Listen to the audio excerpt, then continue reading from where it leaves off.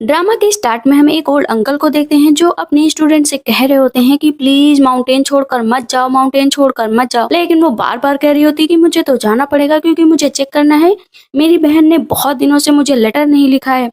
जो डॉक्टर होते हैं कहते हैं कि तुम्हारा इस तरह वहां से जाना सही नहीं रहेगा, अभी तुम नहीं जा सकती हो। कहती मैं तो जाऊंगी। तब यहाँ पर डॉक्टर बताते हैं कि तुम्हारा जाना वहां पर वर्जित है क्योंकि तो इसके पीछे एक हिडन स्टोरी है। कहती कौन सी स्टोरी? पता चलता है कि जब उसकी माँ प्रेग्नेंट थी तब उन्होंने 2 बेटियों को जन्म दिया था। वहां पर उसके फादर इस बात से बहुत खुश थे, लेकिन जब मेडिकल डॉक्टर उन दोनों बच्चियों को देखते हैं तो कहते हैं कि जरूर कुछ न कुछ गड़बड़ है क्योंकि तुम्हारे घर में 2 लोटस फ्लावर ने जन्म लिया है, एक यिन है एक यांग। क्योंकि तुमने अपनी जिंदगी में जनरल हो तो बहुत लोगों को मारा है, तो दोनों सरवाइव नहीं कर पाएंगी। जनरल कहते हैं आप कुछ तो करिए, आप तो मेडिकल डॉक्टर हैं, प्लीज मेरी बेटियों को बचा लीजिए। कहते हैं ठीक है, ये फेट है, मैं कुछ नहीं कर सकता हूँ। सिर्फ एक ही चीज हो सकती है कि मैं एक को अपने साथ लेकर जा सकता हूँ, लेकिन इसके पीछे तुम्हें बहुत सारी चीजों का पालन करना पड़ेगा। 16 साल तक तुम अपनी बेटी से नहीं मिल सकते हो। 17वें साल तक अगर सब कुछ सही रहा तो कोई भी खतरा नहीं होगा तुम्हारी दोनों बेटियों पर। कहते हैं ठीक है। इधर ओल्ड मेडिकल डॉक्टर कह रहे होते हैं मत जाओ मत जाओ, लेकिन तभी उसकी बहन का लेटर आ जाता है। कहती है देखो ना मेरी बहन का लेटर आ गया। पता चलता है कि आज सुबह ही उसकी बहन की डेथ हो गई किसी बीमारी की वजह से। मेडिकल डॉक्टर को छोड़कर जाने लगती है अपने घर। रास्ते में मुलाकात होती है उससे एम्परर के छोटे भाई से, जिनका नाम मुरोंग फई होता है। मुरोंग फई के रास्ते में आकर जो है झाओ झाओ अपना घोड़ा रोक देती है, तो इस पर सैनिक कहता है कि तुम्हारी हिम्मत कैसे हुई बीच में अपना घोड़ा रोकने की। कहती है मेरी हिम्मत तो इतनी है कि मैं सेकंड डॉटर हूँ जनरल टैंक की, इसी वजह से तुम लोग मेरे रास्ते से हट जाओ। अंदर से मुरोंग फे कहते हैं अबे और आनंद रास्ते से हट जाओ, ये सच में उन्हीं की बेटी है। वो वहां से चली जाती है तो इस पर अबे कहता है कि मुझे तो पता चल रहा है कि उनकी बेटी की डेथ हो गई है, तो ये दूसरी बेटी कहाँ से आ गई? यहाँ पर मुरोंग फे कहते हैं कि र्यूमर सही थे, मतलब उन्होंने सच में 2 बेटियों को जन्म दिया था। तो इस पर अबे कहता है इसकी बहन की शादी प्रिंस से तय हुई थी और अचानक उसकी डेथ हो गई, जरूर इसके पीछे कुछ न कुछ है। तो अनंत कहता है कि अपने काम से काम रखो ना, दूसरों के बीच में ज्यादा दखल अंदाजी मत करो। तुम्हें डॉक्टर को ढूंढना है ताकि हमारे प्रिंस जल्द से जल्द ठीक हो पाए। कहते हैं ठीक है ठीक है। यहाँ पर मुरोंग फई अबे से कहते हैं जाओ और इस लड़की का पीछा करो, मुझे बताओ कि आखिर क्या चल रहा है। हम देखते हैं कि शोक सभा मनाई जा रही होती है, लेकिन पीछे से पहुंच जाती है छाओ छाओ। दरवाजा खुलता है तो नौकर डर जाता है कि देखो मिस आ गई मिस आ गई। सब कहते हैं तो डिजास्टर है ये, यहाँ पर क्यों आई है? कहती है मैं अपनी बहन के लिए आई हूँ, मेरी बहन के साथ जरूर कुछ ना कुछ हुआ है। सब कह रहे होते हैं तुम अपनी बहन की मरी हुई डेड बॉडी के साथ क्या करना चाहती हो? ग्रैंड माँ कहती है तुम्हारा दिमाग खराब हो गया, एक तो वो मर चुकी है, ऊपर से तुम उसकी बॉडी के चेकअप करना चाहती हो। कहती है मैं सच में करूंगी क्योंकि मुझे शक है कि मेरी बहन को किसी न किसी ने हार्म किया है, इसलिए इन्वेस्टिगेशन करना जरूरी है। ग्रैंड मदर चिल्ला रही होती है कि तुम तो अपनी जिंदगी में कुछ कर नहीं पाई, माउंटेन में रही हो, कंट्री साइड में, तुम्हें क्या पता है यहाँ के रूल रेगुलेशन। मैं रूल रेगुलेशन सीखने नहीं आई हूँ, मैं बस अपनी बहन का पता करने आई हूँ। तब यहाँ पर उसकी माँ कहती है कि बेटा तुम ऐसा मत करो। कहती है कि आज मुझे जो भी रोकेगा उसे मुझसे लड़ाई करनी पड़ेगी। तो उसके फादर आ जाते हैं, कहते हैं ठीक है तो सबसे पहले तुम मुझसे ही लड़ाई कर लो, अगर जीत गई तो देखा जाएगा। जो कहती है कि जनरल अगर मैं जीत गई ना तो तुम मुझे चेक करने दोगे? कहता है हाँ ठीक है। अब वहां पर दोनों आमने सामने ही आ जाते हैं क्योंकि वो अपनी बेटी को हार्म नहीं करना देने चाहते थे। दोनों के बीच लड़ाई होती तो जनरल हार जाते हैं। उनमें सोचते हैं जनरल ये तो काफी पावरफुल है, मैंने इतना पावरफुल अभी तक किसी को नहीं देखा है, लेकिन मैं रिवील नहीं कर सकता कि ये इतनी पावरफुल है। कहते ठीक है जाओ चेक कर लो, तुम्हें क्या चेक करना है। लेकिन ग्रैंड मदर अभी भी चिल्ला रही होती हैं। वो जाती है अपनी बहन के पास और उसको जैसे ही देखती है तो उसे बहुत दुख होता है। तभी वहां पर जाओ जाओ के अंकल आ जाते हैं कि तुम ये क्या कर रही हो, चलो देख लिया ना, अब इसको बंद करो। कहती है देखा है, अभी चेक तो नहीं किया है, मैं डॉक्टर हूँ, मैं हर एक चीज चेक करूंगी, उसके बाद बताऊंगी कि मेरी बहन को क्या हुआ है। सोचते हैं इसे तो मैंने पागल समझा था, लेकिन ये तो काफी होशियार निकली। झाओ झाओ मन में सोचती है कि अपनी बहन की डेथ का तो पता लगा कर ही रहूंगी कि आखिर कैसे हुई। हाथ चेक करती, पैर चेक करती, लेकिन कुछ भी नहीं होता, ना ही कोई पॉइजन होता। कहती क्या सच में ये सडन इलनेस है क्या? लेकिन मुझे क्यों विश्वास नहीं हो रहा है, मुझे पता करना ही पड़ेगा कि आखिर इसके पीछे की सच्चाई क्या है। वो इनर स्ट्रेंथ को चेक करती है तो देखती है पूरे बॉडी पर बस रेड रेड घाव के निशान है, मतलब सच में कोई उसे इलनेस हो गई थी। ग्रैंड मदर कहती है ये किस तरह का ट्रीटमेंट है, बताओ ये कैसे कर रही है, ये वापस आई है तो एक डिजास्टर लेकर आई है, देखना हम लोगों के लिए किसी खतरे से कम नहीं है। अंकल कहते हैं इसे यहाँ से भगा दो, इसे यहाँ से भगा दो। मदर और फादर मुझे अभी तो कुछ पता नहीं चला है, लेकिन सिस्टर की बॉडी में हर तरह के नीडल्स का उपयोग किया है, कुछ न कुछ तो स्ट्रेन जरूर है, मुझे पता नहीं चल रहा है, लेकिन मैं जल्द ही पता लगा लूंगी। यहाँ पर अंकल की बेटी होती है जिसका नाम युटांग होता है। युटांग कहती है कि मेरी बहन का कोई भी मर्डर नहीं कर सकता, वो तो मरी है। झाओ झाओ कहती है अंकल आप कुछ ज्यादा ही नहीं दखल अंदाजी कर रहे, कहीं आपने तो मेरी बहन को नहीं मार डाला। कहते पागल हो क्या, भला मैं तुम्हारी बहन को क्यों मारूंगा, मुझे क्या जरूरत है, वो मेरी बेटी जैसी थी। लेकिन इतनी ही देर में जो झाओ झाओ की माँ होती है ना वो बेहोश हो जाती है। पता चलता है कि जब से प्रेगनेंसी उनकी हुई थी तब से उन्हें एक इनर बीमारी हो गई थी। ग्रैंड माँ कहती है देखो देखो सच में डिजास्टर हो रहा है, आई नहीं की और तबाही शुरू हो गई। जनरल कहते हैं मदर थोड़ी देर के लिए चुप हो जाओ। जाओ जाओ जो अपनी माँ को चेक करती है कहती है कि फादर टेंशन लेने की जरूरत नहीं है, मैं माँ को एकदम ठीक कर दूंगी। उसके फादर कहते हैं लेकिन ये कॉम्प्लिकेटेड डिसीज है, आज तक कोई नहीं ठीक कर पाया। कहती कुछ नहीं होगा फादर, मैं अपनी मदर को ठीक कर दूंगी, जाकर बस उन्हें आराम करने के लिए कहो। वहाँ पर अंकल भी यूटोंग से कहते हैं माँ को ले। उसके फादर और मदर बहुत खुश होते हैं कि मेरी बेटी ने कितनी अच्छी शिक्षा ली है। फादर को दवा देती है कि जल्द से जल्द माँ के लिए ले आना। झाओ झाओ पूछती है माँ आपको किसी के ऊपर शक है जो मेरी बहन को मार सकता है। उसकी माँ कहती है कि नहीं, 1 मंथ पहले एम्परर ने खुद तुम्हारी सिस्टर की शादी प्रिंसेस से तय की थी। 3 दिन बाद ही तुम्हारी बहन की सडन इलनेस की वजह से डेथ हो गई, कोई भी नहीं जानता ये कैसे हुआ। उसके फादर कहते हैं जिसने भी मेरी बेटी को मारा होगा ना मैं उसे छोड़ूंगा नहीं, मैं उसे मार डालूंगा। उसकी माँ कहती है अभी कुछ मत करो, वैसे भी तुम्हारे पीछे लोग पड़े हुए हैं, तुम्हारी पोजीशन जर्नल की है, इस तरह तुम और भी फंसते जाओगे। दूर से अबे ना पूरी तरीके से नजर रख रहा होता है झाओ झाओ पर। लेकिन झाओ झाओ को पता चल जाता है कि कोई उसके ऊपर नजर रख रहा है तो वो उसको दौड़ा के पकड़ लेती है और मारने लगती है। कहती है कि यहाँ पर क्या करने है, ये जर्नल मेंशन है। कहते मैं तो घूम रहा था तो आ गया। झाओ झाओ कहती है तुम कहोगे मैं मान लूंगी। कहता है नहीं नहीं ऐसी बात नहीं है। वो फिर से मारती उसको नीचे गिरा देती है। कहता है बस मैं ऐसे ही आया था, प्लीज मुझे छोड़ दो, मुझे पता चला था कि तुम ट्रीटमेंट बहुत अच्छी करती हो तो इसी वजह से आया था।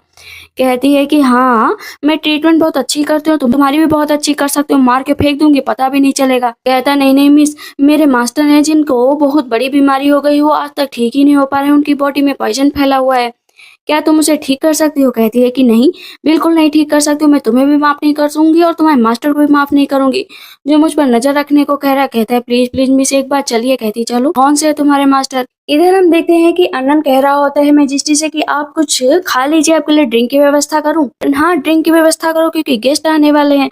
उसे कुछ समझ में नहीं आ रहा होता है लेकिन अबे तो जो है झाओ झाओ को लेकर आ रहा होता है। कहते अंदर आ जाओ। जैसे अंदर आती तो धक्का मारते हुए उसको लेकर आती है। मन में सोचती कितना बड़ा महल है, क्या ये अपना इलाज भी नहीं करवा सकता है, और डोर तो खुला रखा था, क्या सच में इसे लगता था मैं आने वाली हूँ। वहां पर जाती है, कहती है कि मास्टर बताइए क्या हेल्प कर सकती हूँ। तो वहां पर बताते हैं कि मेरी बॉडी बहुत ही वीक है, मुझे इलाज की जरूरत है। जाओ कहती है अगर बीमार हो तो डॉक्टर को दिखाओ, यहाँ पर क्यों बैठे हुए हो। पीछे मुड़ती हुई अब्बे से कहती है तुम जरूर स्पाई हो, जनरल मेंशन की सिर्फ खबर लेने आए थे ना, मैं अभी तुम्हें मार डालूंगी। कहता नहीं नहीं मैं सच बता रहा हूँ। तब यहाँ पर मास्टर कहते हैं कि मैंने इसे भेजा था, जरूर आपको ट्रबल क्रिएट हुई उसके लिए मैं माफी मांगता हूँ। वो पीछे मुड़ते तो पैरों की तरफ देखती है, कहती है इसके तो दोनों पैर बिल्कुल काम के नहीं है, मतलब सच में ये बीमार है। कहती है कि मास्टर चलिए अपने मुंह से ये मास्क हटाइए, मैं आपका इलाज कर दूंगी। कहता है नहीं नहीं मैं मास्क नहीं हटा सकता हूँ, तुम बस मेरी पल्स देख लो और बताओ मुझे क्या बीमारी है। कहती है मेरी कंडीशन है, जब तक मास्क नहीं हटाओगे मैं तुम्हारा इलाज नहीं करूंगी। कहता है मास्क मैं नहीं हटाऊंगा। कहती है अरे इतना क्या टेंशन ले रहे हो, तुम कितने भी हैंडसम हो, कितने भी अच्छे हो या कितने भी गंदे हो, मुझे कोई फर्क नहीं पड़ता, मेरे लिए पेशेंट बस पेशेंट है। कहती है हटाओ जल्द से जल्द अपना मास्क। लेकिन वो मास्क नहीं हटाते तो कहती है ठीक है अगर मास्क नहीं हटा सकते ना तो मुझे 1000 सिल्वर टेल्स चाहिए। कहता है अबे और अनन इनके लिए 1000 सिल्वर टेल्स ले आओ। मन में खुश हो जाती है कि वाह 1000 सिल्वर टेल्स चलो सही है। कहती है लेकिन इतना याद रखो मैं लौटाती नहीं हूँ, बस एक बार जो पे हो गया, लेकिन अगर दोबारा इलाज के लिए बुलाए ना तो थोड़ा बहुत माफ कर सकती हूँ। लेकिन अचानक से मैजिस्ट्री के मुंह से ब्लड निकलने लगता है तो दोनों खुद तेज से रोने लगते हैं कि देखो देखो मेरे मास्टर को क्या हो गया, अब तो ये बचेंगे ही नहीं। कहती है हटो तब मैं चेक करूँ ना। कहते हैं कि तुमने मेरे मास्टर को ये तकलीफ पहुंचाई, हम लोग पैसे लेने गए उतनी देर में तुमने मेरे मास्टर को पॉइजन दे दिया। कहती है कि क्या एविडेंस है तुम्हारे पास, बताओ। कहते मेरे मास्टर एकदम ठीक थे, अचानक से ये कैसे हो गया। कहते तुम दोनों अपना मुंह बंद रखोगे ना तभी तो चेक करूंगी कि तुम्हारे मास्टर को क्या हुआ। लेकिन दोनों बोले जा रहे थे कि तुम्हारी मेडिकल स्किल बिल्कुल काम की नहीं, इसी वजह से मेरे मास्टर की ये हालत हो गई। क्या करती है झाओ झाओ अनन को ब्लॉक कर देती है क्योंकि वो ज्यादा ही मास्टर की चिंता कर रहा था। कहती है अब चुप बैठो, अब कुछ नहीं, तुम हिल भी नहीं सकते, बस मुंह चलाओ जो चलाना है। सामने बैठ जाती है, कहती है मास्टर चलो अपने कपड़े निकालो, मैं देखना चाहती हूँ कि तुम्हें क्या बीमारी है। लेकिन वहां पर मैजिस्ट्री कह रहे थे प्लीज मेरे कपड़े मत उतारना। कहती है इतना क्या शर्माने की जरूरत है, मैं डॉक्टर हूँ। वहां पर आनंद कह रहा होता है कि तुम मेरे मास्टर के साथ फ्लर्ट कर रही हो, तुम्हें समझ में नहीं आ रहा है। कहती है तुम चुप बैठो वरना तुम्हारे भी पूरे कपड़े निकाल दूंगी, बस सारा मामला यहाँ पर साफ हो जाएगा। अबे देख रहा होता है कि सच में झाओ झाओ ना कपड़े निकाल रही है तो अपना कुछ बोलने चलता लेकिन चुप हो जाता है कि कहीं उसी के कपड़े ना निकाल दिए जाए। तुम मेरे कपड़े निकाल सकते हो, लेकिन सबसे पहले इन दोनों लोगों को यहाँ से हटाओ। जाओ जाओ कहती चलो अपनी आंखें बंद करो। आनंद कहता है मैं अपनी आंखें नहीं बंद करूंगा, क्या पता तुम मेरे मैजेस्टी के साथ क्या करो। उन दोनों को ब्लॉक से हटाती उन दोनों को बाहर भेज देती है कि मैजेस्टी के कपड़े निकाल कर वो चेक करती है। यहाँ पर मैजेस्टी कहते हैं तुमने मेरे साथ क्या किया। कहती कुछ नहीं, पॉइजन तुम्हारी बॉडी में फैल चुका है। अच्छी बात है मैं आ गई हूँ, वरना बहुत ज्यादा टाइम लगता, ये तुम्हारे हार्ट तक पहुंच जाता, धीरे धीरे माइंड तक, और तुम्हारी डेथ हो जाती। लेकिन मैंने तुम्हें सेविंग पिल दे दी है, तुम कुछ दिनों तक जिंदा बचे रह सकते हो। मुझे बीच बीच में तुम्हें चेक करने के लिए आना ही पड़ेगा। तभी उधर से अबे फिर आ जाता है कि क्या सच में तुमने मेरे मास्टर को ठीक कर दिया, मेरे मास्टर के अंदर से पॉइजन निकल गया। कहते हैं कि हाँ अभी के लिए निकाल दिया, क्योंकि मेरे मास्टर ने ये ट्रिक सिखाई थी। कहते कौन से मास्टर। कहते माउंटेन में रहते हैं। उन लोगों को पता चल जाता है कि वो मेडिकल डॉक्टर हैं। यहाँ पर जो मैजेस्टी होते हैं कहते सच में क्या तुम उनकी डिसिपल हो। कहती हाँ। आप सर झुकाते हैं दोनों के दोनों सैनिक की, आप तो महान है, मैंने तो सोचा था कि आप कोई और है। कहती हाँ हाँ ठीक है, ज्यादा मेरे पे मक्खन मत लगाओ। यहाँ पर मैजेस्टी आनंद और अब्बे से कहते हैं लेडी को जो है इनके महल तक छोड़ाओ। कहती है नहीं नहीं मुझे छोड़ने की जरूरत नहीं है। मुरंगफई सोच रहा होता है ये पहली लड़की है जो मेरे स्टेटस को देखकर बिल्कुल भी मनी के लालच में नहीं है, वरना लड़कियों की आंखों में दिख जाता है कि वो किस तरह मनी के पीछे पड़ी रहती है। कि माँ न कहती है इतनी रात हो गई तुम अब आई हो, लेकिन ग्रैंड मदर उधर से निकलती है। कहती नील डाउन हो जाओ, इतनी रात में लड़कियों को बाहर जाना सही नहीं है। कहती मैं बाहर गई थी इलाज के लिए। ग्रैंड मदर कहती इस घर के कुछ रूल है तुम्हें मानने पड़ेंगे, मैं कोई भी नियम कानून नहीं मानूंगी। ग्रैंड मदर गुस्सा कर रही होती है, अगर नहीं मानोगी तो तुम्हें और भी सजा दी जाएगी।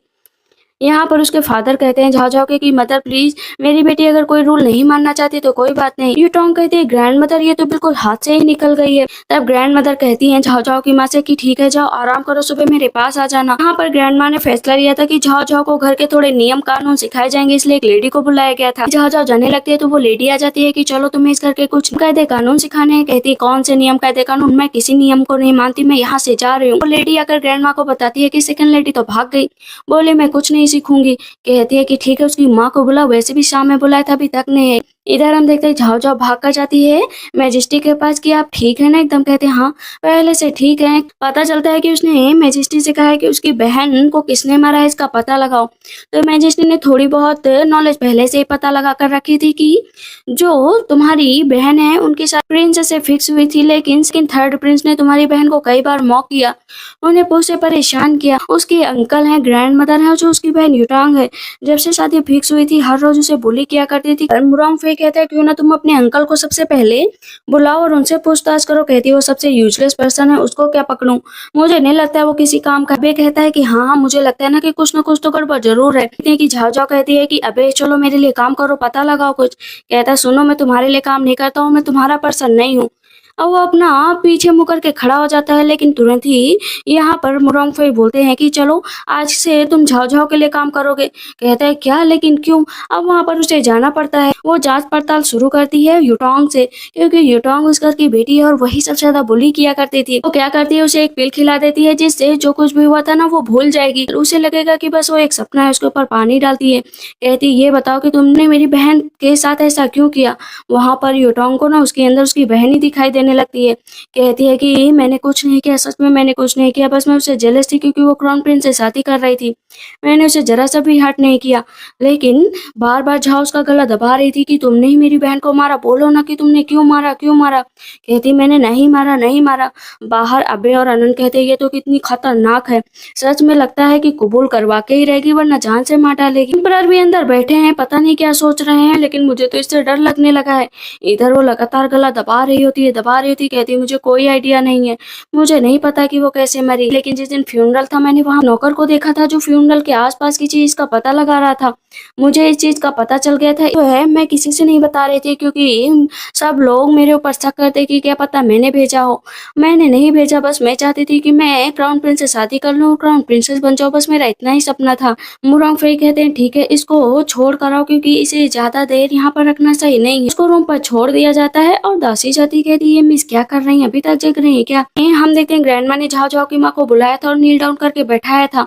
पूरा दिन ही बीत चुका था लेकिन ग्रैंडमा ने उसकी माँ से उठने के लिए मना किया था।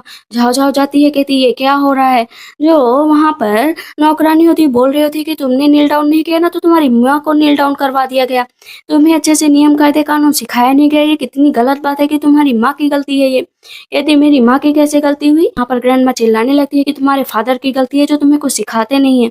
कहती तो फादर को नील डाउन कराओ ना, मेरी माँ को क्यों नील डाउन करा रही हो। दासी बोलती है तुम्हें अपने बूढ़ों से बात करने की तमीज नहीं, इस तरह कोई बात करता है। झाओ झाओ उठती है और उस लेडी को एक तमाचा मार देती है। ये कि तमीज से रहो, मेरे सामने ना ज्यादा ऊंची आवाज में बात मत करो, नौकर हो तो नौकर की तरह रहो। ग्रैंड मदर कहती है तुम्हें तमीज नहीं कि कैसे बात किया जाता है, चलो नील डाउन हो जाओ। जैसे ही उसकी माँ फिर से नील डाउन होने जाती है तो झाओ झाओ कहती है मेरी माँ नील डाउन नहीं होंगी। ग्रैंड मदर कहती तो ठीक है तुम नील डाउन हो जाओ। कहती मैं भी नील डाउन नहीं होंगी। वैसे ग्रैंड मदर मैंने तुम्हारे घर का एक अन्न का दाना नहीं खाया, मैं बाहर ही थी। तुम्हारा क्या रिश्ता तो तुम मेरे ऊपर ऐसे हुक्म चला रही हो। कहती मैं तुम्हारी ग्रैंड माँ हूँ। कहती मैं तो नहीं मानती हूँ कि तुम मेरी ग्रैंड माँ हो।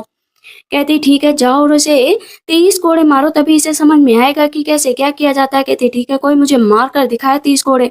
मन में सोच रहे होते हैं ये तो लोगों को मारती है, भला हम इसे कैसे मारेंगे। लेकिन कोई भी आगे बढ़ नहीं रहा होता उसे मारने के लिए। ग्रैंड मदर कहती तुम लोग नहीं मारोगे तो मैं ही इसे मारती हूँ। तब तक जनरल आ जाते कि खबरदार मेरी बेटी पर हाथ उठाया तो। ग्रैंड मदर कहती तुम्हारी हिम्मत कैसे हुई मुझसे इस तरह बात करने की। जनरल कहते हो तो आपकी हिम्मत कैसे हुई मेरी बेटी और मेरी पत्नी से इस तरह से बात करने की। ये दोनों ही मेरे अपने, आपने हम तीनों को कुछ नहीं माना। आपने हमेशा हम लोगों को नीचा दिखाया, जबकि मेरे भाई को हमेशा आपने अपनी पलकों पर बिठाया, उसकी हमेशा ही तारीफ की। अंकल कहते हैं तुम ये क्या कह रहे हो भाई, मदर तो सबको एक जैसा मानती है। कहते हैं नहीं बिल्कुल नहीं मानती, जितना हो सकता है मैं सोचता हूँ कि सब कुछ सही रहे, एक परिवार में रहे। लेकिन जिस तरह से आपका रवैया है मुझे लगता है कि हम लोगों को अलग हो जाना चाहिए। ग्रैंड मदर बैठ जाती हैं। अंकल कहते हैं कि आप चिंता मत करिए, ये बताइए कि इस घर की जिम्मेदारी आप किसको देना चाहती हैं, अभी भी भाई को देना चाहती हैं क्या। ग्रैंड मदर कहती है जिस तरह का इसका रवैया है मुझे नहीं लगता है इसको देना पड़ेगा, मुझे लगता है कि उसको अभी रहने दो, तुम्हारा बेटा होगा आगे चलकर तो उसको देंगे। कहते ठीक है। तीनों बैठे हुए होते हैं तो उसकी माँ कहती है तुम्हें अपनी बहन के बारे में कुछ पता चला। जहाँ पर वो बताती है कि हाँ मुझे कुछ लीड मिली है, मुझे वहाँ पर एक सर्वेंट मिला था। उसके फादर कहते हैं ठीक है मैं चेक करके बताता हूँ कि कौन गया था वहाँ पर। कहती है कि हाँ माँ आप अपनी दवा टाइम पर लेते रहिए वरना ज्यादा गड़बड़ हो जाएगी। इधर हम देखते हैं मार्केट का सीन जहाँ पर थर्ड प्रिंस जो होते हैं ना वो खड़े हुए होते हैं और वहाँ पर थर्ड प्रिंस को पता चला था कि टैंग मोमो की सिस्टर झाओ झाओ आई है। वो भी बहुत अच्छी लगती है तो ताकि वो उसको अपने प्यार में ले सके, वो उसके प्यार में पागल हो जाए। जैसे टैंग मोमो उससे प्यार करते थे वैसे वो उससे प्यार करने लगे। तो वहाँ पर उसका दोस्त और सब मिलकर प्लान बनाते हैं कि हम जाकर उसे छेड़ेंगे, आप आकर बचाना, आप उसकी नजर में हीरो बन जाओगे। कहते ठीक है जाओ। उधर से झाओ झाओ आ रही होती है तो उसका दोस्त जाता है, कहता है तुम कितनी अच्छी हो, चलो ना मेरी कॉन्कोबाइन बन जाओ, तुम्हें अच्छी सी लाइफ दूंगा। कहती है कि हिम्मत कैसे हुई तुम्हारी ऐसे बात करने की। कहते हो तुम्हारी हिम्मत कैसे हुई, मैं एम्परर का बहुत खास हूँ, चलो सैनिकों इसे पकड़ लो, मैं इसे कॉन्कोबाइन बनाऊंगा।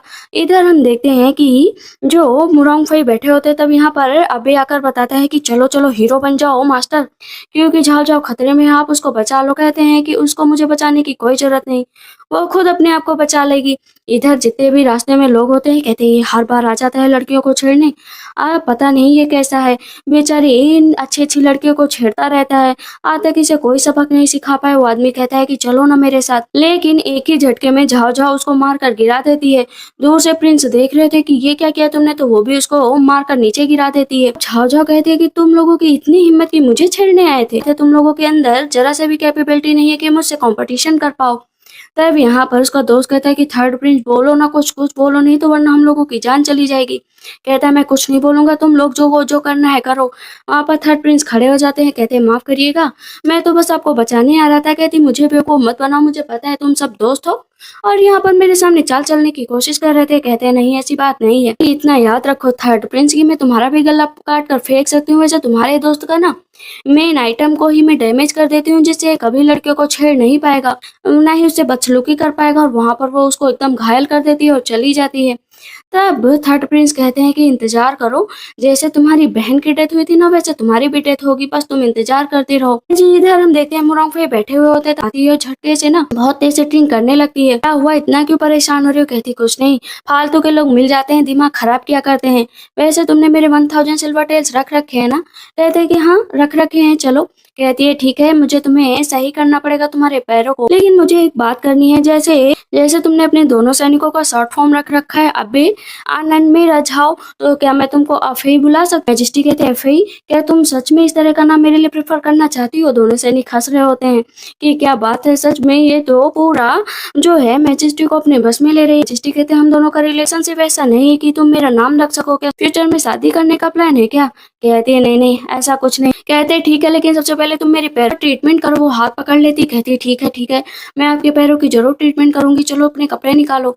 जैसे ही कपड़े निकालने की बात करते तो अबे कहता है कि क्या यहीं पर कपड़े निकालने हैं क्या? आनंद कहता है कपड़े मत निकालना मैजेस्टी इसके सामने। कहते तुम दोनों यहाँ से जाओ, मुझे अकेले में बात करनी है इससे। वो अंदर लेकर जाती है मैजेस्टी के कपड़े निकालती है, एक्यूपेंचर के जरिए ना मैजेस्टी को सही करने की कोशिश करती है। कहती है दवा लिख देनी है, टाइम से दवा देते रहना। वो कहता है कितनी गंदी राइटिंग है। आनंद कहता है हाँ सच में एकदम बेकार।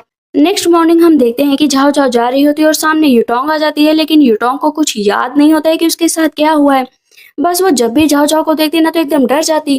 कहती है पता नहीं मैं इसको देखती हूँ तो मुझे इतना डर क्यों लगता है, और वहां से भाग जाती है। इधर हम देखते हैं अब झाओ झाओ अपनी दासी सुजुन से कहती है मैं यहाँ से जा रही हूँ और जल्दी वापस आ जाऊंगी, माँ से कहना मेरे लिए डिनर का इंतजार मत करे। जाती मैजेस्टी कुछ लीड मिली आपको, तब वहां पर मैजेस्टी बताते हैं कि हाँ थर्ड प्रिंस से काफी ज्यादा कुछ मिलता जुलता नजर आ रहा है, मुझे लगता है कि तुम्हें एक बार थर्ड प्रिंस से पूछना चाहिए। कहते हैं उस पागल इंसान के बारे में मुझे जरूर पता करना पड़ेगा। मैजेस्टी ने उस नौकर को पकड़ लिया था जो नौकर गया था डेड बॉडी के पास उसकी सिस्टर के, और पता चलता है वो थर्ड प्रिंस से रिलेटेड होता है। उसका एक हाथ काट कर न थर्ड प्रिंस के दरवाजे पर टांग दिया जाता है। सब कहते हैं ये क्या है ये क्या है, कि ये बात जो है पता चल जाती है जनरल को। जाओ मन में हंस रही होती है कि हाँ पता नहीं किसने किया, जरूर थर्ड प्रिंस ने किसी को बुली किया होगा तभी ये हुआ है। जनरल वहां से तुरंत चले जाते हैं। फिर इन लोग कहती हैं जो है जाओ की माँ से बेटी डिजास्टर को रोकना ही पड़ेगा। अंकल कहते हैं हाँ सच में एक तरह से खतरा है हम सब लोगों के लिए, देखो डे बाई डे क्या हो रहा है। अब क्योंकि ये खबर पूरी मैजेस्टी तक पहुंच चुकी थी तो वहां पर थर्ड प्रिंस बैठे हुए होते हैं और पहुंच जाती है वहां पर। झाओ अपने फादर जाती है, कहती थर्ड प्रिंस तुम्हारी हिम्मत कैसे हुई मेरे तरफ ऐसे घूरने की, तुम्हारी आंखें फोड़ दूंगी, आंखें नीचे करो। तब थर्ड प्रिंस कहते हैं मैजेस्टी मैजेस्टी देखो आपके सामने ऐसी बातें कर रही है तो पीठ पीछे क्या बात करती होगी। जनरल कहते हैं माफ करिएगा मैजेस्टी, मैं अपनी बेटी को सही से सिखा नहीं पाया, वो कंट्री साइड में रही है इसी वजह से ऐसी बातें करती है। वो मैजेस्टी के सामने ग्रीट करती है तो मैजेस्टी उसको देखकर बहुत खुश हो रहे होते हैं कि चलो अच्छी बात है मेरे बेटे को कोई तो डरा रहा है, वरना ये तो किसी से नहीं डरता है। कहते हैं तो ये तुम्हारी बेटी है? कहते हैं कि हाँ प्लीज इसे माफ कर दीजिए, ये कुछ ज्यादा ही इस टाइम परेशान है अपनी बहन को लेकर। अब यहाँ पर झाओ खड़ी होती है, कहती है कि मैजेस्टी मेरी बहन को इस थर्ड प्रिंस ने मारा है। कहते हैं कि भला मैं क्यों मारूंगा, ये तुम्हारी फैमिली से कोई दुश्मनी नहीं है समझी। यहाँ पर जनरल खड़े होते हैं कि अगर तुमने सच में मेरी बेटी को मारना है तो मैं तुम्हें माफ नहीं करूंगा। तब झाओ कहती है मेरे पास विटनेस है कि इसी ने मारा है मेरी बहन को। पर उस नौकर को बुलाया जाता है और कहा जाता है कि बताओ। थर्ड प्रिंस देखते हैं कि ये बोलने वाला है। कहते हैं इतना याद रखोगे अगर तुमने मेरे खिलाफ बोला तुम्हारी फैमिली अभी भी मेरे हाथों में है। वो सैनिक झूठ बोल देता है कि ये सब मैंने किया, थर्ड प्रिंसेस का कोई लेना देना नहीं है। मुरोंग फई आ जाते हैं। मैजेस्टी कहते हैं भाई तुम कैसे हो और तुम्हारी हेल्थ ठीक है ना? कहते हैं हाँ मैं ठीक हूँ। उस सैनिक माँ को मारने की कोशिश करता है तो जाती है झाओ उसको बचा लेती है। कहती है कि इतना याद रखो कि अगर तुमने मुझे साफ साफ नहीं बताया तो डायरिया की वजह से तुम्हारी डेथ हो जाएगी। कहते हैं कि बस मैं वहां पर गया था क्योंकि थर्ड प्रिंस ने मुझे वहां पर भेजा था कि पता लगा क्या कि सच में वो मरी है या नहीं मरी है। यहाँ पर थर्ड प्रिंस कहते तुम इसे फोर्स कर रहे हो। कहती फोर्स नहीं कर रही हूँ, अगर इसने नहीं बताया ना तो सच में इसको यहीं पर मार डालूंगी। वहां पर जो थर्ड प्रिंस होते खड़े होते कहते तुम मेरे ऊपर सच में आरोप लगा रही हो, मैंने तुम्हारी बहन को नहीं मारा है। जनरल कहते तुम्हारी हिम्मत कैसे हुई मेरी बेटी को मारने की। अब थर्ड प्रिंस तो फंसते हुए नजर आ रहे थे। यहाँ पर मुरोंग फई भी कहता है कि बता दो आखिर क्या किया था। कहता है अंकल सच में मैंने इसकी बहन को नहीं मारा है, मैं नहीं जानता हूँ कि ये सब कैसे हुआ। हाँ मैं उसके पीछे जरूर गया था क्योंकि मैं उससे प्यार करता था, लेकिन उसकी इस तरह से डेथ हुई तो बस मैं पता लगाना चाहता था कि आखिर रियल वजह क्या है, मुझे भी तो पता चलता। मैं बस पता लगाने के लिए मैंने इस नौकर को भेजा था, बाकी मेरा उससे कोई लेना देना नहीं है। अंदर एक तरह का कीड़ा पनप रहा है तो मैंने टैंग मोमो से कहा था कि वो कीड़ा निकाल दे। सच में मैं इसीलिए बस उसके पास गया था, बाकी मेरा उससे कोई लेना देना नहीं है। मैं तो बहुत एडमायर करता था टैंग मोमो को, वो मेरे लिए रिस्पेक्टेबल थी। यहाँ पर मैजेस्टी कहते हैं कि तुम्हें क्या लगता है कि मैं नहीं जानता हूँ कि तुम थ्रोन के लिए तड़प रहे हो, तुम्हें मेरा थ्रोन चाहिए। कहते नहीं नहीं फादर ऐसी बात नहीं है, मैं कभी नहीं चाहता कि आपकी डेथ हो। तो झाओ कहते हैं ठीक है अगर सच में तुम्हारे अंदर कोई कीड़ा है तो मैं अभी पता लगाती हूँ। वहां पर वो जब वो अपने एक पेंचर के जरिए प्रिंस की बॉडी को देखती है तो सच में कीड़ा निकलता है। कहती है कि मतलब तुमने मेरी बहन को नहीं मारा। कहते नहीं मारा मतलब नहीं मारा, और तुम क्या चाहती हो कि मैं क्या करूं? मैजेस्टी कहते हैं ठीक है, तुम्हारी बेटी तो बहुत होशियार है, मेरी बेटी को सही भी किया है, उसके अंदर का कीड़ा निकाला है। तो मैं तुम्हारी बेटी को प्रिंसेस को उपाधि देता हूँ, लेकिन जिस तरह वो प्रिंस के वो मारने की कोशिश कर रही थी, प्रिंस को बार बार धमका रही थी, ये भी सहा नहीं जाएगा, इसी वजह से 20 कोड़े मारे जाएंगे। तुम मार खा लो या तो तुम्हारी बेटी। जनरल कहते हैं मैं मार खा लूंगा अपनी बेटी की वजह से। वहां से मुरांगफे भी चले जाते हैं कि आपने सही फैसला लिया। अनन कहता है कि आपको प्रिंसेस का पीछा करना चाहिए, पता नहीं वो क्या कर रही हो। कहते कुछ नहीं, चलो जल्द से जल्द मुझे घर छोड़ो, मुझे पता है कि वो सब मैनेज कर लेगी। इधर 20 कोड़े उसके फादर को पड़े होते तो झाओ झाओ ना पहले घर भाग कर जाती है। इधर हम देखते हैं घर में अलग ही बखेड़ा तैयार हो गया था, क्योंकि कोई भी उसकी माँ को माफ करने के लिए तैयार ही नहीं था कि सब तुम्हारी बेटी की वजह से हो रहा है, आज हम लोगों को सजा मिलेगी। क्या पता तुम्हारी बेटे ने थर्ड प्रिंस को प्रताड़ित करने की कोशिश की है तो हम सबके गले ही काट दिए जाए। ग्रैंड मदर कहती है कैसी बेटी को जन्म दिया है, एक डिजास्टर और एक की डेथ हो गई, दोनों ही बेकार थी। तो दासी जो होती है ना, वो मारने चलती है झाओ झाओ की माँ को, तो तक झाओ झाओ झाओ आती है और उसको एक पैर मारती है, नीचे गिरा देती है कि खबरदार अगर मेरी माँ को हाथ भी लगाए। रास्ते में उसने अपने फादर के साथ ना एक प्लान बनाया था। कहती फादर अगर हम लोगों ने इस प्लान पे काम किया ना तो हम लोग आज सक्सेसफुल हो जाएंगे। उसके फादर कहते क्या करना है वो तरीका बताती है। इधर हम प्रिंस बॉस से मिलते हैं जो मैजेस्टी के सबसे फेवरेट बेटे होते हैं। कहते हैं कि मैजेस्टी मैंने सुना है कि वहां पर जो है टैंग मोमो की बहन आई है, उस हिसाब से मेरी शादी अब उससे हो जानी चाहिए अगर टैंग मोमो की डेथ हुई। मैजेस्टी कहते हैं नहीं, तुम्हारी शादी उससे नहीं हो सकती, ये फैसला उसका होगा कि वो तुमसे शादी करेगी या नहीं करेगी। हाँ, मैं तुम्हारी शादी को हामी जरूर दे सकता हूँ जब वो नेचुरल तुम्हारे प्यार में पड़ जाए। कहते ठीक है, मेरे पास मौका है, मैं उसे अपने प्यार में डालकर ही रहूंगा। इधर हम देखे घर झाओ झाओ आते हैं और कहते हैं तुम लोगों की इतनी हिम्मत कैसे हुई कि मेरी माँ को हाथ लगाया। ग्रैंड मदर आप सच में मेरी माँ को इस तरह बुली कैसे कर सकती हैं। तब यहाँ पर ग्रैंड मदर कहती है तो क्या करूँ, यहाँ पर इंतजार करूँ कि मैजेस्टी के आदमी आए और हम लोगों का गला काटे, यहाँ से हम लोगों को निकाल दे। ये सब तुम्हारी वजह से हुआ है। तब उधर से जनरल आ जाते हैं, धीरे धीरे आ रहे होते हैं। तो कहती है फादर इतने धीरे धीरे क्यों चल रहे हो, तेज तेज चलो, पता तो चले ना कि आपको कितना मारा गया है। यहाँ पर हमें पता चलता है कि झाओ झाओ ने अपने फादर के साथ प्लान बनाया था कि घर चल के आप बताना कि आपको बहुत मारा गया है, इतना मारा गया है कि आप चल नहीं पा रहे हो, आपको इस फैमिली से पूरी तरीके से निष्कासित कर दिया जाएगा, इस सिटी से निष्कासित कर दिया जाएगा, आपसे सारी जमीन जायदाद भी ले ली जाएगी। इस तरह जब आप वहां पर करेंगे तो अंकल अपना असली रंग दिखाएंगे और खुद ही अलग हो जाएंगे, हम लोग अलग रहेंगे, हम लोगों को प्रिंसेस की उपाधि मिली, खूब सारा सोना भी मिलेगा। वहां पर अब उसके फादर अपनी बेटी के कहे अनुसार ही चलते हैं कि हम लोगों को सजा दी गई है। झाओ झाओ कहती है कि फादर अब क्या होगा बताइए ना, हम लोगों को तो बहुत मारा जाएगा। ग्रैंड मदर तो अपना पीछे हट जाती है, अंकल भी पीछे हट जाते हैं कि हाँ हम लोगों का कोई लेना देना नहीं है आपसे, आपसे हम दोनों अलग रहेंगे। फादर कहते हैं मैंने तुम्हें अपना भाई माना, माँ आप मेरी कितनी प्रिय हैं, तो आप मुझे अब ऐसी मुसीबत में कैसे छोड़ सकती हैं। तो यहाँ पर यूटोंग कहती है कि अंकल आप ऐसे कैसे कर सकते हैं, हम लोगों को तो अलग अलग रहना ही पड़ेगा, क्योंकि हम लोगों का तो कोई फ्यूचर नहीं है। प्रॉपर्टी के पेपर आते हैं, उसके फादर अंकल के अंगूठे लग जाते हैं। झाओ झाओ होती हंस रही होती तो यूटोंग कहती है कि ये हंस क्यों रही है, इतना कठिन फैसला हुआ है। अभी वहां पर इनौच आ जाते हैं और बोलते हैं कि लेडी को प्रिंसेस की उपाधि दी गई है, इतना सोना और ये सब दिया गया है। कहती थैंक यू। यूटोंग कहती है तुमने मतलब झूठ बोला, यहाँ पर साजिश रची और खुद अलग हो गई। कहती हाँ अलग हो गई, तुम जैसी फैमिली के साथ रहना ही कौन चाहेगा। वैसे ग्रैंड मदर आप किसके पास रहना चाहेंगी, मैंने तो आपसे पहले पूछा था तो आपने कहा था अंकल के पास रहना चाहेंगे, तो ऐसा करो ना आप अंकल के पास ही रहो, मेरे पास आने की जरूरत नहीं है।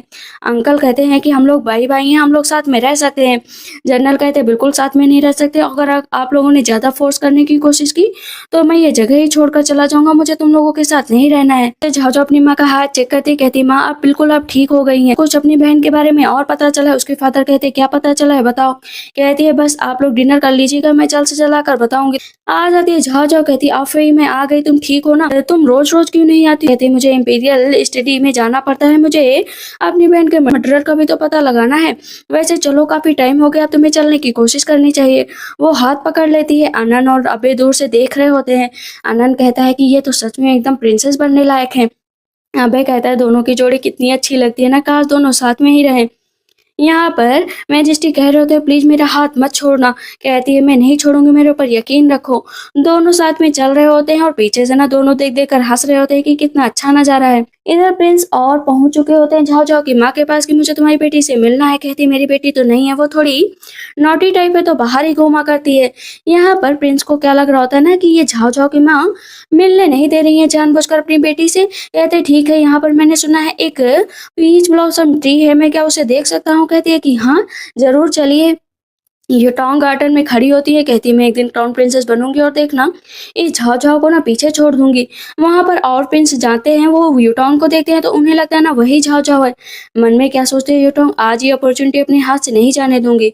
वहां पर पूछते हैं कि क्या तुम इस घर की प्रिंसेस हो, कहती है कि हाँ मैं प्रिंसेस हूँ। अब प्रिंस को गलत फहमी हो गई होती है तो वो उसी को झाओ झाओ समझ लेते हैं। मन में सोचते हैं कितनी पागल है। इमरान भाई झाओ झाओ से कहते हैं कि मेरे पैर सही हो गए हैं थोड़ा बहुत, ये बात तुम किसी को मत पता चलने देना। कहती लेकिन क्यों, ये तो अच्छी बात है ना। अबे आता है, कहता है कि किसी ने मेरे मैजेस्टी को पॉइजन दिया था, वो एनिमी अगल बगल ही हो सकता है, इसी वजह से मैं नहीं चाहता हूँ कि तुम ये बात का खुलासा करो। कहती ठीक है आप मुझ पर यकीन कर सकते हैं, मैं किसी को नहीं बताऊंगी। उसे एक गिफ्ट दिया जाता है, वो बहुत ही महंगा जो है गाउन टाइप होता है। कहती है कि थैंक यू सो मच। अबे से मैजेस्टी कहते हैं जाओ और इसका पीछा करो। जाओ जाओ की दासी कहती है कि कितना महंगा ये है, आपको दिया गया है। लेकिन वो कुछ नहीं सुन रही होती है, दासी बस लगातार बोल रही होती है कि मिस आप एब्सेंट माइंडेड है, क्या हुआ है आपको। तब यहाँ पर झाओ झाओ कहती है कि शिवाजिन मैं तुमसे एक चीज पूछना चाहती हूँ, तुम मेरी सिस्टर की पर्सनल मेट थी, अगर तुम्हें कुछ ऐसा पता चला जिससे मेरी सिस्टर कुछ अजीब सा व्यवहार कर रही थी। वो कुछ नहीं बोलती, कहती मुझे कुछ नहीं पता है, मैंने कभी ध्यान दिया। अबे आता है, कहता है कि क्या हुआ मिस। कहती कुछ नहीं, तुम बाहर हो, कोई भी अंदर ना आने। पता कहती तुम बताओ, मैं किसी को नहीं बताऊंगी। मिस को मैंने देखा था कि वो अजीब तरीके से व्यवहार कर रही थी, किसी ने उन्हें नशे की दवा दी थी।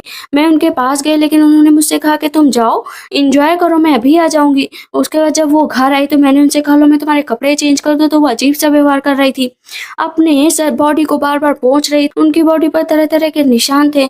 मैंने उनसे पूछा भी क्या हुआ है लेकिन उन्होंने नहीं बताया। पता चला कि किसी ने उनके साथ मिसबिहेव किया है, वो प्रेग्नेंट हो गई थी। ये बात मिस को पता चल गई थी, इसलिए उन्होंने मुझसे कहा था कि मेरी बॉडी पर ना निशान बना दो, पेंट से निशान बना दो, ताकि लोगों को लगे ना कि मेरी जो डेथ है वो इलनेस की वजह से हुई। कहती तुमने मुझे पहले क्यों नहीं बताया। कहती मुझे बहुत डर लग रहा था, मिस से भी मैंने वादा किया था, इसी वजह से मैंने ऐसा किया। तभी हम देखते हैं अबे आता है और बोलता है कि प्रिंसेस आप कहाँ जा रही। कहती है बहुत जरूरी काम है, मैं अभी आती हूँ। वहां पर वो कहकर जाती है कि जो है शाओजिन का ख्याल रखना। जाती है अपनी बहन की कॉफिन पर, कहती सिस्टर मुझे नहीं पता था कि तुम्हारे साथ मिसबिहेव हुआ है, लेकिन जो उसने भी तुम्हारे साथ ये किया है ना, मैं उसे जिंदा नहीं छोड़ूंगी। अभी वो जाती है फिर से मैजेस्टी के पास, कहती है मैजेस्टी मुझे तुम्हारी जरूरत है। कहती है क्या हुआ बताओ। वहां पर वो बहुत ही ज्यादा रो रही होती है। मैजेस्टी कहते हैं रोने की जरूरत नहीं है, क्या हुआ है तुम्हें। मन में सोचती है कि मैं अपनी बहन के बारे में बताऊंगी तो ये कहीं हर जगह ना फैला दे, मेरी बहन की बहुत बेइज्जती होगी। बहन छुपाना चाहती थी, वो बात इसे पता चल गई तो क्या होगा। कहती है मैं तो मुझे तुम्हें कुछ बताना है, लेकिन मैं सच में कैसे बताऊं। कहते ठीक है जब अच्छा लगे तब बता देना। कहती है मुझे थर्ड प्रिंस के पास जाना है। कहते चलो ठीक है लेकर चलता हूँ। थर्ड प्रिंस ना एक लड़की के साथ ना एंजॉयमेंट कर रहे होते हैं, तभी वहां पर झाझा को देखते कहते तुम्हारी हिम्मत कैसे हुई अंदर आने की। वो तलवार रख देती है कि तुमने मेरी बहन के साथ जो किया है ना, तुम्हारा गला काट दूंगी। कहता है मैं पहले ही कह चुका हूँ कि मैंने तुम्हारी बहन के साथ कुछ नहीं किया है, समझी। कहती है सच सच बताओ तुमने मेरी बहन के साथ क्या किया। कहते हैं हाँ प्यार मुझसे करती नहीं थी, मैंने उसे लुक एंड पील दिया था जिसकी वजह से वो मेरे प्यार में पड़ गई। मैंने इतना ही किया क्योंकि मैं चाहता था कि मैं उससे शादी करूं, इससे ज्यादा मेरा उससे कोई लेना देना नहीं था। कहती है कि अच्छा अगर तुमने झूठ बोला होगा ना, देखना मैं तुम्हारा क्या हाल कर दूंगी। वो उसे एक पिल खिला देती है कि यहाँ से भागने की कोशिश मत करना, अगर भागने की कोशिश की तुम्हारा बुरा हाल करूंगी। अब हम देखते हैं थर्ड प्रिंस को सामने बैठाती है और बोलती है कि मुझे जानना है कि आखिर उस दिन बैंक्वेट में क्या हुआ था और तुम्हें किस किस पर शक है। कहता मैं तुम्हारे लिए काम थोड़ी ना करता हूँ जो बताऊंगा। कहती है कि बता दो और इसे बता दो, तुम इतने भी बुरे नहीं हो। मन में कहती हाँ तुम इतने बुरे नहीं हो जितना मैंने तुम्हें सोचा था। चलो बताओ वहां पर कौन कौन था। वो लिस्ट निकालता है और आधे लोगों के नाम पर ना रेड टिक लगा देता है। वो बार बार ना थर्ड प्रिंस से कह रही होती है कि तुम इतने बुरे भी नहीं हो। कहता है हाँ हाँ कहीं मेरे प्यार में मत पड़ जाना, मैं इतना चार्मिंग हूँ। कहता आज के बाद हद से ज्यादा तारीफ किसी की मत करना। सेकंड प्रिंस भी नजर रखे हुए होते थर्ड प्रिंस और उस पर कि मुझे पल पल की जानकारी दो। घर आती है तो अपनी माँ को जब बताती है कि सिस्टर के साथ ये सब हुआ था तो उसकी माँ बहुत रोती है कि आखिर मेरी बेटी के साथ ये सब किसने किया। कहती है माँ एक बैंक्वेट का आयोजन किया करो, वहां पर सबको बुलाओ, पता तो चले। होते ही वो सारी तैयारी कर रही होती है और तैयारी करने की वजह से वो सो जाती है तो मैजेस्टी से मिलने नहीं जा पाती। बस इनविटेशन अब्बे के हाथों से भेज देती है। अब्बे जाता है, कहता है कि मैजेस्टी आपको बुलाया गया है, तो कहते हैं कि झाओ झाओ नहीं आई। तो इस पर मैजेस्टी थोड़ा उदास हो जाते हैं। आनंद कहता है कि तुम पागल हो, तुम जो है झाओ झाओ को क्यों नहीं लेकर आया। कहता है झाओ झाओ की क्या जरूरत थी, मैं तो आ गया ना। कहते हैं कि मैजेस्टी सुबह से इंतजार कर रहे थे कि झाओ झाओ आएगी झाओ झाओ आएगी। कहते हैं अच्छा झाओ झाओ का इंतजार कर रहे थे, कोई बात नहीं, उसे मैं लेकर ही आऊंगा। इधर हम यूटॉन्ग युटोंग को देखते हैं जो अपने फादर से कह रही होती है कि फादर ने प्रिंस ने मुझसे कहा है शादी करने के लिए। तो अंकल कहते हैं कि तुमसे वो शादी करेंगे? कहती है कि हाँ, अब सिस्टर की डेथ हो चुकी है तो वो मुझसे ही शादी करेंगे ना। कहते हैं ठीक है फिर, मेरी बेटी सही कह रही है। जैसे ही जो बाहर निकलती तो अबे कहता है मैजेस्टी की तबीयत बहुत खराब हो गई। कहती क्या हुआ है? भाग कर जाती, हाथ पकड़ती, कहती क्या हुआ है आपको, बताओ ना क्या हुआ है। और अबे और आनंद हंस रहे होते हैं। कहते तुम लोगों ने मुझसे झूठ बोला, इन लोगों ने मुझसे झूठ बोला, मुझे पता है कितना पसीना आ गया, मैं कितना डर गई थी, मेरी तो जान ही निकल जाती। मैजेस्टी कहते किस वजह से जान निकल जाती? कहती कुछ नहीं, बस ऐसे ही। कहते चलो ठीक है, मेरे आज एक पंचर का टाइम है, अंदर लेकर जाती है, उसको सही कर देती। तो आज पहली बार जब वो देख रही होती है ना मैजेस्टी को, तो उसे बहुत अजीब लग रहा होता है, उसे हॉटनेस से फील हो रही होती है। कहती है कपड़े पहनो अपने। और मैजेस्टी कहते हैं क्यों कपड़े पहनूं? मैजेस्टी उसका हाथ पकड़ लेते, अपनी तरफ घसीट लेते और उसे किस कर लेते। कहती बदतमीज कह के तुमने मुझे किस क्यों किया? वो वहां से भाग जाती है। रास्ते में सेकंड प्रिंस की नजर ना एक झलक झाओझाओ पर पड़ती है। कहते ये तो टैंग मोमो की तरह लग रही है। सैनिक बोलता नहीं, वो टैंग मोमो नहीं है, वो तो मर चुकी है। इसकी वजह से झाओझाओ बहुत परेशान थी। उसकी माँ कहती क्या हुआ है? दासी कहती कुछ नहीं, जब से ये इलाज करके आई है मैजेस्टी का तब से थोड़ी परेशान है। इधर वो अपना पूरा तैयार हो जाती है। उधर से थर्ड प्रिंस और मुरोंग फई साथ में आते हैं। कहता भी मुरोंग फई अंदर जाते हैं। कहते हैं आज क्या करने की कोशिश कर रही हो, मुझे बताओगे? कहती है एक चाल जिसके तहत मेरी बहन के मर्डरर सामने आ जाएगा। सब लोग स्वागत कर रहे होते हैं तो वहाँ पर सेकंड प्रिंस और जो है मुरोंग फई आते हैं। तो उन दोनों को साथ में सब लोग गपशप कर रहे होते हैं कि ये दोनों तो कभी साथ में नहीं थे, आज साथ में कैसे आ गए। दूर से सेकंड प्रिंस भी आते हैं। जैसे वो युटोंग को देखते हैं तो कहते हैं लो मैं तुम्हारे लिए हेयर पिन लेकर आया हूँ, तुम्हारा बर्थडे है ना आज। क्योंकि ये बैंक्वेट बर्थडे झाओझाओ के बर्थडे के रूम में रखा गया था। कहती है प्रिंस मेरा बर्थडे नहीं है। कहते तुम झाओझाओ हो कि नहीं हो? कहती नहीं नहीं मैं झाओझाओ नहीं हूँ। बहुत ही ज्यादा प्रिंस गुस्सा हो जाते हैं और मारने चलते हैं युटोंग को। तब यहाँ पर आ जाती है पीछे से झाओझाओ। कहते तुम जैसे लोग मुझे बिल्कुल भी पसंद नहीं, जो वीक वुमेन को हमेशा ही परेशान करने की कोशिश करते हैं। प्रिंस कहते लेकिन इसने मुझसे झूठ बोला कि ये तुम हो। कहते झूठ बोला है क्या, तुम मारोगे? थर्ड प्रिंस तो इतना हंस रहे होते हैं, इतना हंस रहे होते हैं कि सेकंड प्रिंस पागल है, कहीं भी आ जाते हैं बिना पता लगाए। सबको अंदर ले जाया जाता है। जाओ जो है सियाचिन से कहती है कि तुम ये दवा मिला देना सेकंड प्रिंस और सब में, जिसके ऊपर ये असर होगा मैं जान जाऊंगी कि वो बहुत ही ज्यादा मतलब लड़कियों का शौकीन है।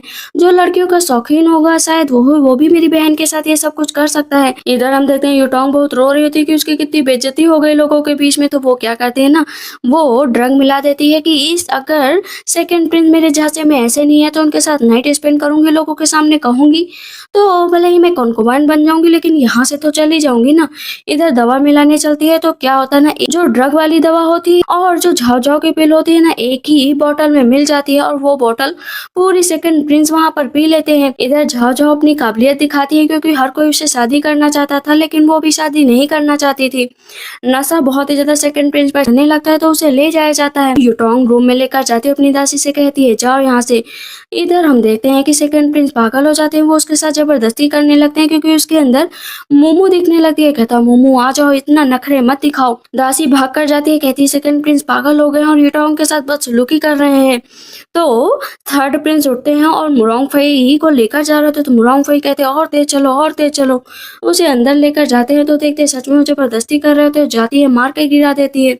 युटोंग कहती है कि सेकंड प्रिंस पागल हो गए हैं, इन्हें मेरे अंदर जो है टैंग मोमो दिखाई दे रही थी, सच में इन्होंने सिस्टर के साथ बदसलूकी की है।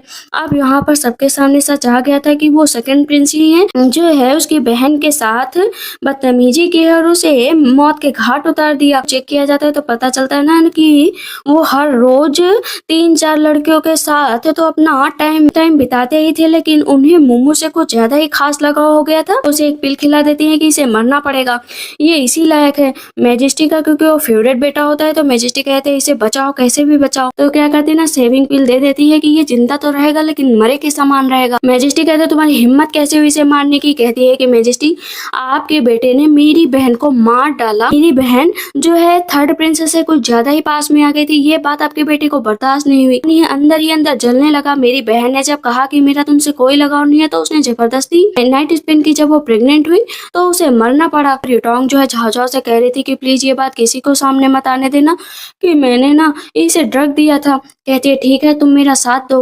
अब वहाँ पर दोनों बहनें ना मिलकर साथ देती हैं। मैजेस्टी कहते हैं कुछ भी हो लेकिन तुम्हें मेरे बेटे को बचाना पड़ेगा। लेकिन वो कहती है मैं नहीं बचाऊंगी। इस पर मैजेस्टी कहते हैं ठीक है तुम्हें 50 कोड़े मारे जाते हैं, जाओ 50 कोड़े मार खा लो। बाहर जाती है, 50 कोड़े पड़ने ही वाले होते तब तक मेरी कल डॉक्टर आ जाते, कहती है अंकल आप आ गए। स्टूडेंट अपनी ड्यूटी पर के लिए तो आना ही था। में सारी बातें और डॉक्टर को बता दो। कहते ठीक है मैं तुम्हारे बेटे को बचा सकता हूँ। जाते हैं उसे बचा लेते हैं लेकिन कहते हैं पूरी तरीके से ठीक नहीं होंगे, ये पागल ही रहेंगे। वहां पर सेकंड प्रिंस उठते और मैजेस्टी को ही नीचे गिरा देते। तो कहते हैं कि तुम तो मरोगे नहीं, मैं हमेशा से ही मैजेस्टी बनना चाहता था लेकिन मैं हर रोज सोचता था कि तुम कैसे मरोगे लेकिन तुम मर ही नहीं रहे हो अभी ही। तो कहते हैं यंग हो, इतना अच्छा खान पान है तुम्हारा कि तुम मरोगे ही नहीं, मैं जरूर बुढ़ा हो जाऊंगा। मुझे ना मैजेस्टी बनना है इसलिए मैं तुम्हें मार डालूंगा। और रही टैंग मोमो की बात, वो मुझे धोखा देने चली थी, उसे तो मरना ही था, वो यही डिजर्व करती थी। तो सारा सच सामने आ जाता है। मैजेस्टी कहते हैं कि तुम भला ऐसे कैसे कर सकते हो।